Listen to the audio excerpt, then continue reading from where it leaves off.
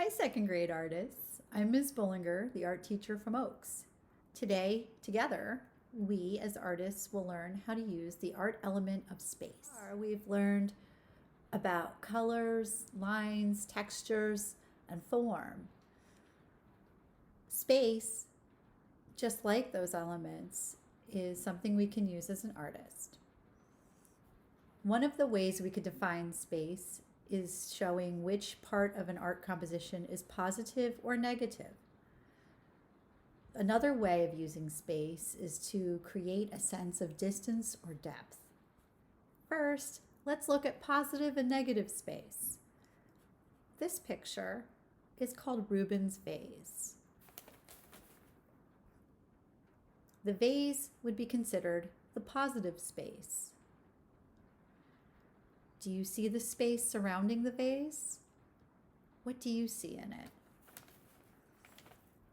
The two profiles, or the side views of human faces on either side of the vase, make up the negative space. Now, negative in this definition means that it's just the remaining space around the positive area, in this case, the vase. Negative in this sense does not mean that there's anything wrong with the other space. It's our way of describing the leftover space. Now, let's look at this drawing of a face. Do you see how her face is partially covered? Her face would be the positive space. The shapes covering her face, the white shapes in this case, are the negative space. The way that the artist shaped this space to appear to be her hands against the sides of her face was a very effective use of clever negative space. Let's look at this black and white artwork of the rabbit. Do you see the shape in the negative space that's hiding there? Do you see the heart? Now let's look at this key along the edges of the key. What do you see there? Do you see a city? An easy way for you to create something very simple that has both positive and negative space is to remove a shape from the surface of either a sheet of paper or if you have any wrapping paper or a paper grocery bag, it could be anything. First, I'm taking this piece of, this is actually a wallpaper scrap, and I'm folding this in half. Like so. Doesn't matter which direction you fold it in half in. As you see, it has a folded edge there at the top, which is in our case here, a line of symmetry. If I wanted to carefully use a pair of scissors and aim the cutting blades away from myself and cut along my line of symmetry, just cut a very simple shape. In this case, I'm choosing a heart. I've created the shape of a heart. Now this shape is my positive shape. The remaining piece that I'm looking through at you right now, this opening here is my negative space. So now you've taken one sheet of your material and you've turned it into two separate things. Your positive space and your negative space. If you happen to have two more pieces of something, it's better if it's a much different color than the first one. You can see how I've placed two sheets, just like my first one. I put two panels of a darker colored paper here on this board so that we can turn one into an artwork by adding this, and the other side into an example of negative space over there. I'm going to be right back after I've taped these down. Now that I've taped my backgrounds to the board, my positive shape on this side and my negative space on this side, you can see how I created an artwork that shows both positive and negative space. Now let's look at how an artist can use space to achieve the illusion of distance or depth. Let's look at this landscape painting. We see how the artist placed these large hay bales closest to us. This area, this golden field with large hay bales, is called the foreground.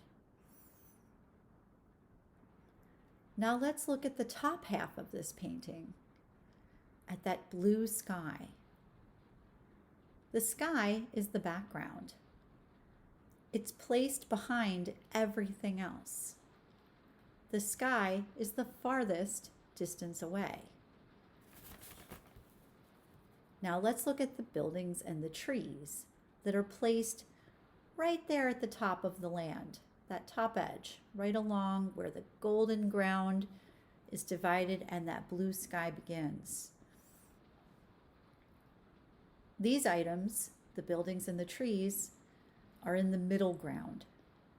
And that is because they are midway between the foreground hay bales that are close to us and that blue sky that is far away. Dividing a composition into a foreground, a middle ground, and a background is one way an artist can use space. Another way an artist can create the illusion of space is by placing larger objects closest to us in an artwork and making the objects that are meant to appear far away become smaller in size. We can see examples of this idea in everyday life. The more distance or space between your point of view and an object in the distance, the object becomes smaller as the distance becomes greater. For example, have you ever looked out of the window of an airplane? Have you ever looked down at the cities far below? Did you ever notice how they appear to be tiny little miniatures? We know that in real life, these buildings and cars are not actually that small, but they appear smaller the farther away we are from them. Now let's look at Claude Monet's painting, Red Boats. As we can see, the water is closest to us. Like the earlier painting we looked at, the sky is farther away and it's in the background. In the water, there are many boats. Do you see how Claude Monet made the boats that are closest to us a lot bigger than the other boats? Let's look at the boats that are along the edge of where the water and sky lines meet. We would call this the horizon line.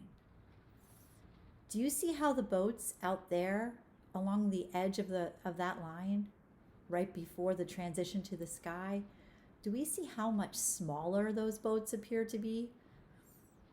By making them look smaller and placing them out there at the back edge of the horizon line, Claude Monet is creating the illusion of space. Now let's make an artwork showing the illusion of space together. I'm going to start with a sheet of paper. Yours doesn't have to be quite as big as mine. A sheet of computer paper or any kind of paper you may have around your house will work. I'm also using just an ordinary pencil for now. I do plan to add some color later, but I'd like to be able to erase or make changes as I go, and pencil's the easiest art supply to allow for that. For this first step, I would like to establish a horizon line. So this will be the line where my water will end and my sky will begin. I can put a little bit of land there along that line too if I'd like to. This is how I plan to divide the spaces and places in my composition. So looking at my paper, I'm going to leave maybe about a closed hand's worth of space there at the top. And I'll make a little mark there. And I'll make a little mark there. And I'll just very lightly connect those two marks and hope that my horizon line, that's going to also serve as a little bit of a land and skyline, I want to make sure that it's relatively straight. For my water area, I want the waves to be larger and looser here in the lower portion than they will become as we go up to the middle ground. So for my foreground waves, I'm going to draw some larger, looser lines that are staggered about like that. But as they go farther into the distance, they're thinner, they're getting a little closer together out there. Okay, they're sort of shrunken. Using a new sheet of paper, I'm going to fill it with drawings of boats. These boats will be of different sizes. To draw a very basic boat, I'm going to use very basic, simple shapes. And when we add our colors and details, these boats will look pretty good. I'm going to start my boat with a curved line there. For one end of the boat, I'm going to draw a curve going across to show us the length of the boat, and another curved line coming down. To show the inside space for the boat, I'm going to start at this point and just lightly sketch a line that arcs up just enough and kind of connects those two areas. Around in here in the center, I could bring up a line from inside the boat. And I want to create a great big sail. Great big sail like that. I could bring the cloth on that sail out if I want, and kind of exaggerate how the wind is taking that sail by poofing it out like that. I don't need to worry a whole lot about drawing out the full bottom of the boat because I will be cutting this and placing it into an artwork where water will be covering the bottom edge of that boat. If you find that you're having trouble drawing your boats, take a look at this how to draw guide and pause the video for as long as you like. If you follow starting at step 1 and go down to step 4, just drawing those little additions along your way, you will get the hang of it. Drawing and was able to draw 3 boats on my paper that are different sizes. I have my main boat, that will be my foreground object. I have a slightly smaller boat that's more of a medium size, and that will be just a little bit behind my main boat when I add it to the picture. And then I have my smallest boat that will be the farthest away in space. Have anything at home to color with, like any kind of crayons or markers or colored pencils, now would be the time, the best time, to color in not only your boats but also your main idea, your main scene here, where you could put the blue space in here for your water. We could decide on your land or shoreline over here and come up with a lighter color perhaps for your sky. I really like the color blue, but because I'm going to be using so much blue for my water and sky, I want to choose something that will really show up well for my boats. I may do what Claude Monet did and use a lot of red.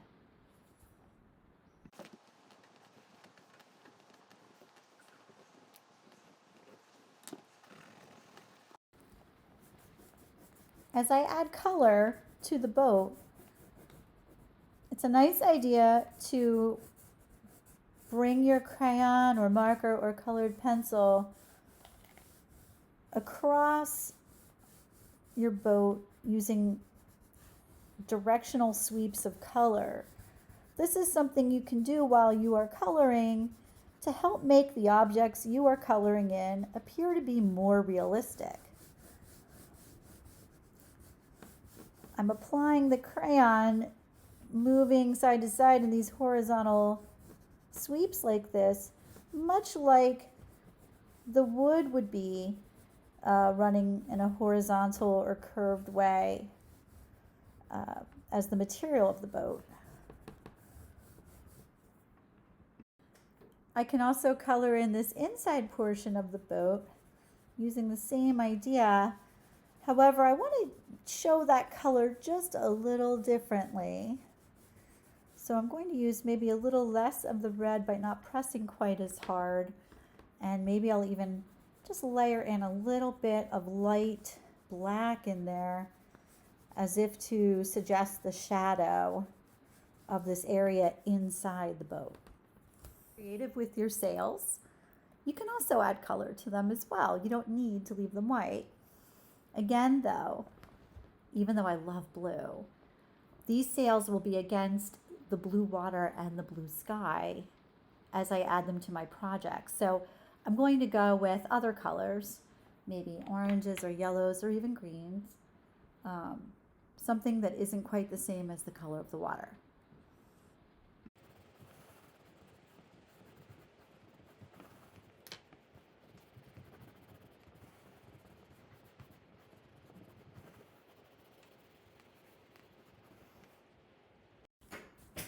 After choosing colors for your boats, it's also a nice idea to add some outlining with something darker you may have. I use some black crayon, as you can see, just to help bring a little bit more attention to the details in the boats.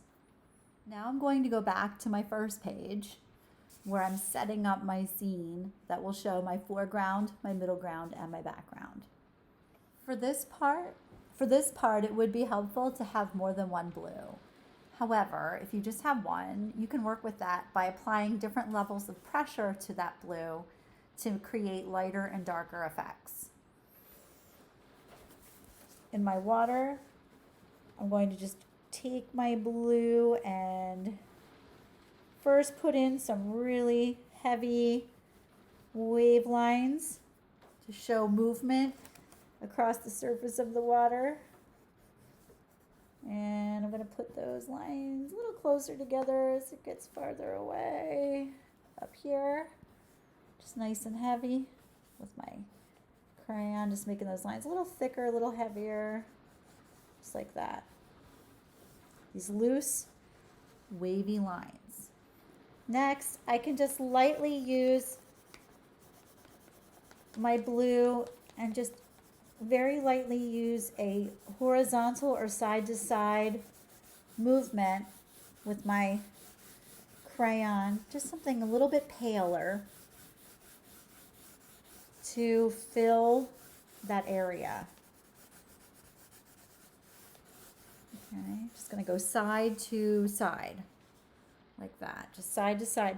It's always important when adding color to something that's supposed to represent water to use just a very simple side to side line as you apply that color.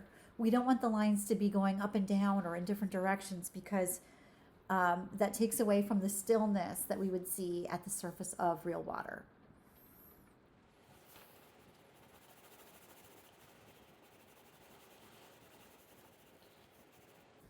If we want to make the color of our waves just a little bit more blue, meaning to press just a little harder with that crayon so that we see a little bit more of that color in the foreground. That's a way we can use color to create the illusion of space by having it be a little bit more intense where it's close and having that color kind of subside and go a little bit more neutral, a little bit more pale as it stretches into the distance. Landline, I'm going to use a bit of brown and green. I'm going to start with some brown and just kind of work my way along that horizon line. I might make it just a little heavier right there to suggest land, a little bit of a land mass there. I might have it get thinner and maybe have it get a little bit heavier over here on the other side. Just like that. This would be a good time to lightly fill everything above the land with just a light sky effect. If you'd like to leave some white for clouds in there, you could. I'm just going to make this a very light, uneven, emphasizing light, a very light sky. I do want to have that sky come all the way down and touch where my land is here. I don't want to leave an empty white bar anywhere in this. There's water, there's some land, and then there's the sky. Now I've chosen some green to add some trees along this land area back here in the distance. They could be kind of small because they're far away. I can add some trees over here. I could add some very basic shapes to represent buildings. I could draw a rectangle with a little door. Maybe there's a window. Maybe there's a roof. Okay, I can maybe add little buildings over here that are far away. If I just want to imply that the plants are there, I could even take my green and just even make little mounds of green colors back here.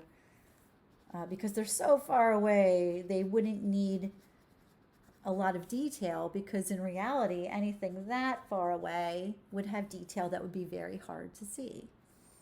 Anything with a lot of detail would more likely be up in the foreground of your artwork, because things that are closest to us would be larger with visible details. But things that are really far away like this, these would be smaller, just implied shapes. Now that I'm satisfied with my background that shows the really far away background sky area, this area that will become a middle ground, and this water area up here that will become my foreground, I'm now ready to add my boats to complete my artistic illusion of space. Please practice scissor safety when cutting out your boats, meaning that please make sure you're seated, that you're in a chair, that you're only focusing on your cutting, that as you cut, your blades of your scissors are always aiming away from your body. And just take your time. Take your time following along your edges. It's a nice idea, especially if you outlined your work with black crayon. It's a nice idea to cut just beyond that black edge and not right directly on it, because that way you get to keep the really nice outlining that you have on there. I'm going to finish cutting my boats out, and I'll be right back. While you are cutting, you may encounter a hard to cut out space. Let's take a look at this little area right in here. Now, I would actually like that to not be there when I add it to my artwork. However, getting into that little spot could be tricky. For now, I'm actually going to leave it in there, and then once I've arranged and glued all my boats down, I will show you how we can just use our blue crayon again to make it appear to have been cut out. Please don't color it in now though, because we don't know yet which way we want those blue lines to be going. So let's wait on it, leave it there, don't worry about it, and continue to cut out our boats. So now that our boats are all cut out, it's time to see how all of this comes together. I'm going to go back to my surface that I've been getting ready for this, and I'm going to arrange my composition. So to create the illusion of space, I definitely want to make sure that my largest boat is the one that is here as our foreground object, to appear as if it's really close. And I'm going to take a look at the bottom of that boat, and I want to make sure that the bottom edge is just a little bit wavy. So I'm going to just trim a little bit of the bottom away so that it's not such a perfectly straight line, because a boat that is actually out on the water would have the water covering that little bit. I then want to flip my boat over, and if I have a glue stick, I just want to make sure I put enough glue on here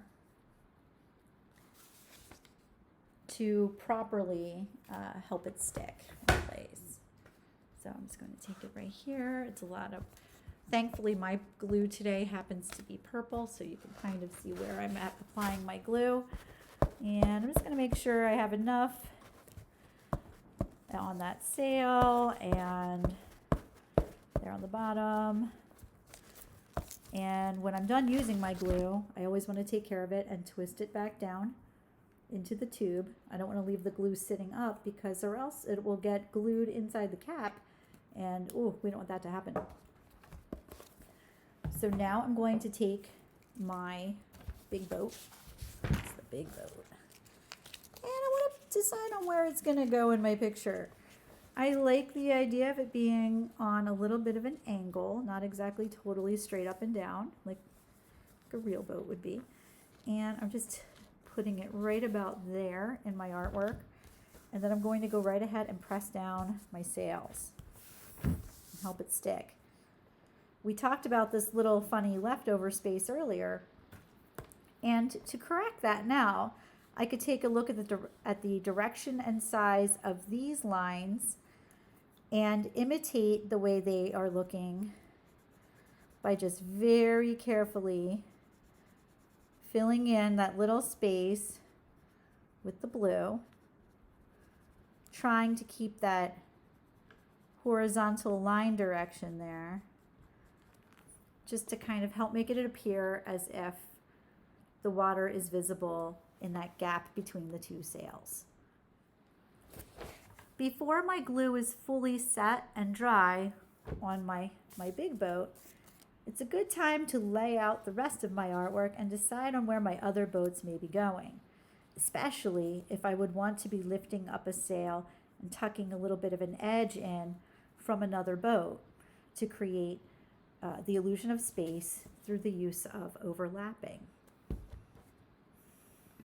When arranging objects of different size in a composition, if you're looking to illustrate the illusion of space, the largest item would be the closest to us, and they would get progressively smaller as you're making them go farther back toward the background.